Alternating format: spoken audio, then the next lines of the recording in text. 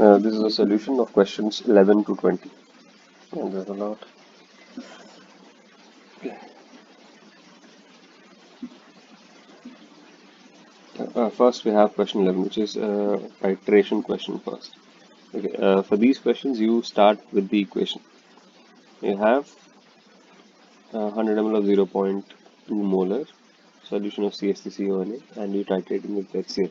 So CH3CONA will react with HCl.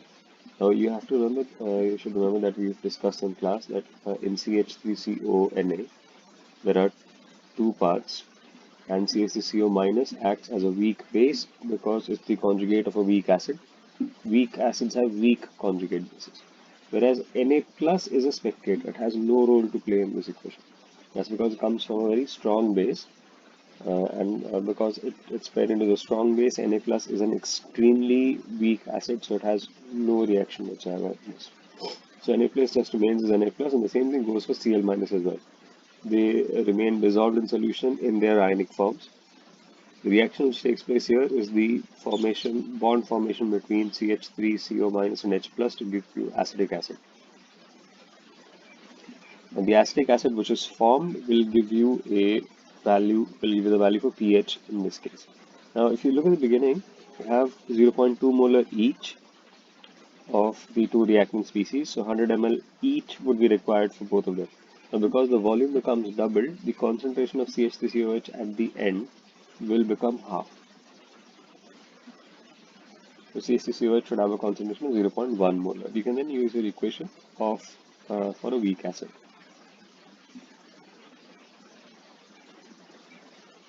Question 12 says an aqueous solution containing 0.1 molar RNH2 and 0.4 molar NH4OH. The concentration of OH minus. Okay, so for this question, see, we have a strong base plus a weak base which is RNH2. But the strong base is very dilute compared to the weak base. So maybe the amount of OH minus that comes from the weak base also plays a role in the final OH minus ion concentration. Quick check is that we just calculate the amount of OH minus which would come from RNH2 in the absence of NaOH. So that OH minus ion concentration by itself would be Kb into C square root. It's a weak base, so you already have this formula. So that turns out to be root 2 into 10 to the power minus 4. Now this is comparable to the OH minus which comes from the strong base, so you cannot neglect the dissociation of RNH2. Now we have to solve this by assuming that both of them undergo dissociation. So NaOH being a strong base would completely dissociate, so that gives me an OH minus ion concentration of 10 to the power minus 4. I'm writing the dissociation of RNH2 after that.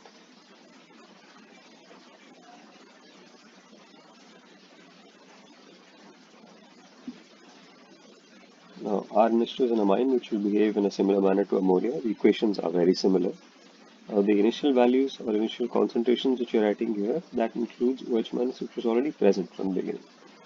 RNH2 has a 0.01 molar concentration. At equilibrium, let's say this dissociates by X. So RNH3 plus which is formed is X and OH minus is 10 to the power minus 4 plus X.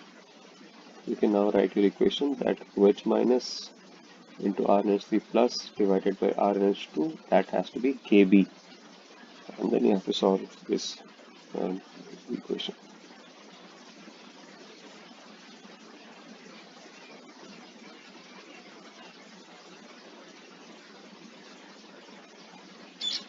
The value of Kb is given as 2 into 10 to the power minus 6.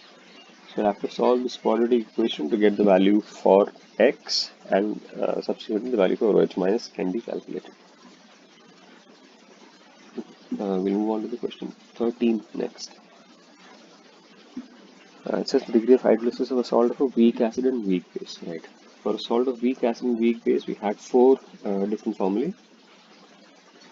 one of which was this, that h by 1 minus h is root over of kh.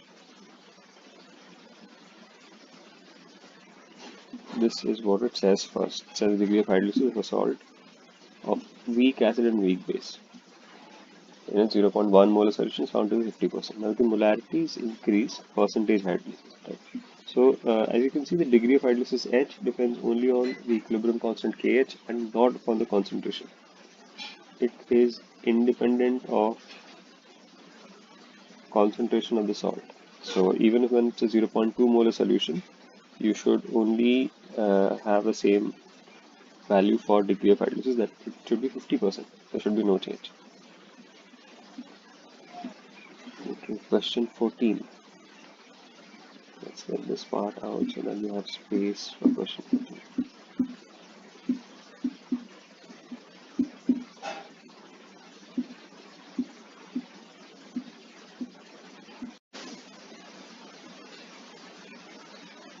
For question 14, it says what's the percentage hydrolysis of NaCN in N by 80 solution when the dissociation constant of HCN is given. And hydrolysis, the question about hydrolysis of Cn minus. Now, theory was that Cn minus can be treated as a base, and because it's the conjugate of a weak acid, you denote it as a weak base. And for the weak base, the extent of hydrolysis would have, rather the degree of hydrolysis would have the same formula as for the degree of dissociation of a weak acid or a weak base, and that would be Kb by C, that is square root of Kb by C. However, the Kb of Cn minus is not directly given, and this has to be obtained from the value of Ka of its conjugate acid. So Kb can be written as Kw by Ka. So that should give you the value for hydrolysis, degree of hydrolysis.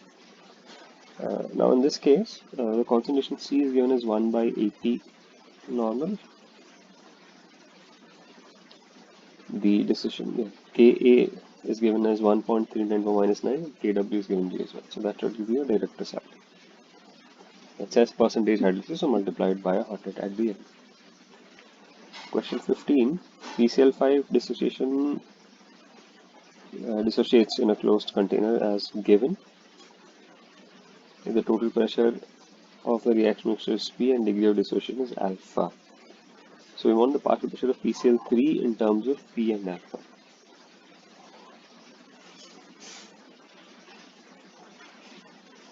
All of these are gases. The total pressure is P. Let's deal with a number of moles. So there is also a standard approach that we've taken in questions like this. When you want equilibrium pressures, then write everything in terms of number of moles, calculate mole fractions of each individual species, and then the partial pressure of species is its mole fraction into the total pressure.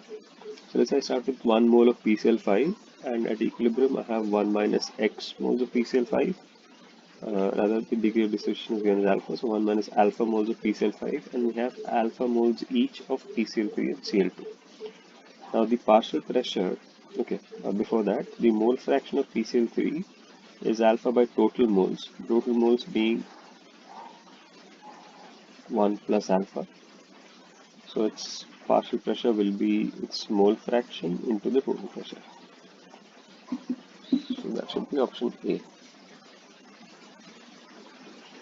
For question 16, we want the degree of dissociation alpha with respect to the equilibrium constant Kp. Now, as you can see, delta N is 0. We have 2 moles of reactants and 2 moles of the product, so volume does not play a role at all. Kp will also be equal to Kc. So let's just work with number of moles. In normal cases, we cannot use number of moles. We have to use concentrations because volume will play a role.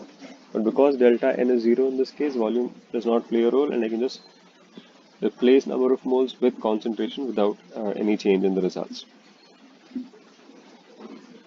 So let's say we start with 1 mole of this, and at equilibrium I end up with 1 minus alpha moles of this. So H2 and I2 will have concentration values or number of mole values of alpha by 2 each.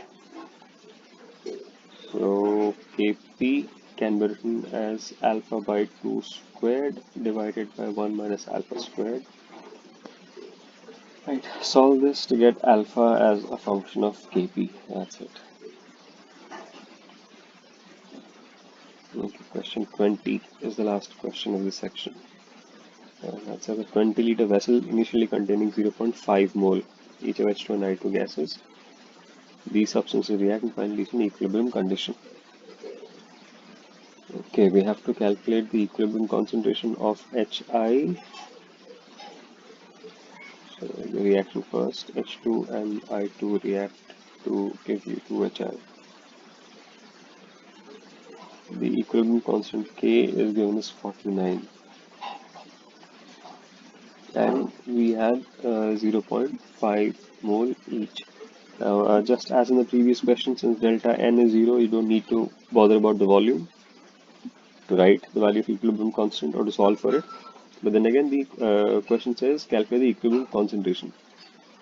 So if I want to calculate the equilibrium concentrations, I should start with the initial concentration, so that at the end we get an answer which is just the answer in concentration directly obtained. Just for the sake of it, we work with number of moles. Find out the value of find out the number of moles of Hi at the end, and then divide it by volume of the container. Number of moles by volume will also give you concentration. So that is what I'm going to do. So I had 0.5 moles each of these two initially. At equilibrium, say this becomes 0.5 minus x. This is also 0.5 minus x, and this is 2x. Now the equilibrium constant K would be 2x squared by 0.5 minus x squared, which is 49 or 7 squared. So the solution can be obtained by writing this equation. 0.5 minus x is equal to 7. So you can solve for x. Now the number of moles of Hi according to us will be this, which is 2x. And the question says concentration of Hi. So the concentration of Hi will be 2x divided by volume of the container, which is 20 liters. That will be your answer.